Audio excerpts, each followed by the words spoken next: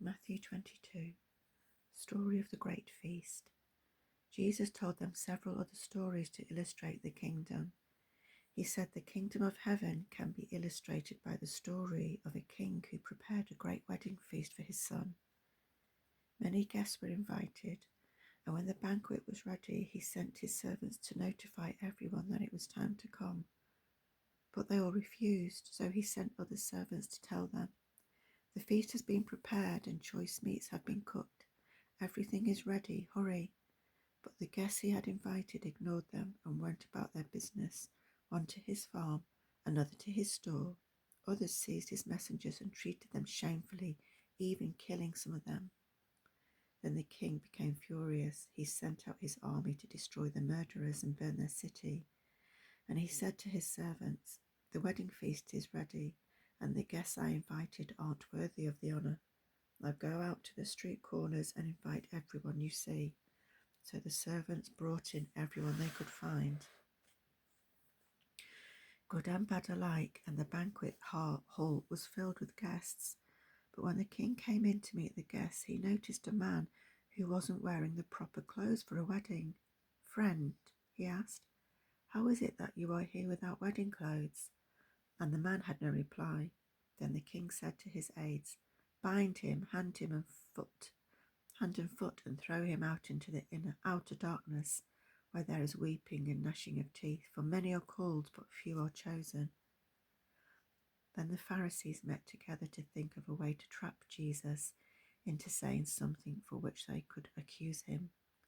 They decided to send some of their disciples, along with the supporters of Herod, to ask him this question. "Teacher, we know how honest you are. You teach about the way of God regardless of the consequences. You are impartial and don't play favourites. Now tell us what you think about this. Is it right to pay taxes to the Roman government or not?" But Jesus knew their evil motives. "You hypocrites," he said. "Whom are you trying to fool with your trick questions? Here, show me the Roman coin used for the tax." When they handed him the coin, he asked whose picture and title are stamped on it. "Caesar's," they replied. "Well then," he said, "give to Caesar what belongs to him, but everything that belongs to God must be given to God."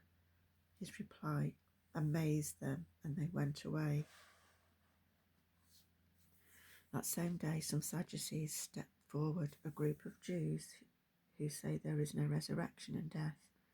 They posed this question: "Teacher, Moses said if a man dies without children, his brother should marry the widow and have a child who will be the brother's heir. Well, there were 7 brothers. The oldest married and then died without children. So the second brother married the widow. This brother also died without children, and the wife was married to the next brother, and so on until she had been the wife of each of them, and then she also died. So tell us, whose wife will she be in the resurrection? For she was the wife of all 7 of them."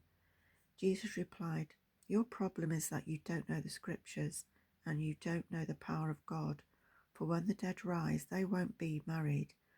They will be like the angels in heaven.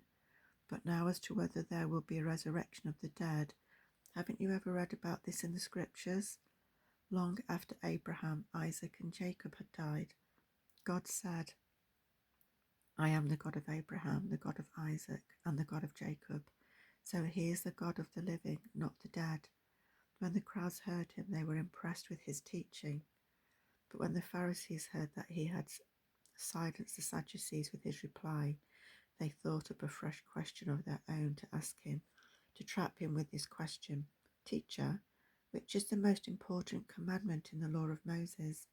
Jesus replied, "You must love the Lord your God with all your heart, all your soul, and all your mind.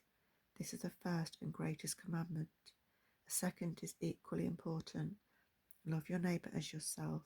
All the other commandments and all the demands of the prophets are based on these 2 commandments." Then, surrounded by the Pharisees, Jesus asked them a question. "What do you think about the Messiah? Whose son is he?" They replied, "He is the son of David." Jesus responded, "Then why does David, speaking under the inspiration of the Holy Spirit, call him Lord? For David said, The Lord said to my Lord, sit in honour at my right hand, until I humble your enemies beneath your feet. Since David called him Lord, how can he be his son at the same time? No one could answer him, and after that no one dared to ask him any more questions.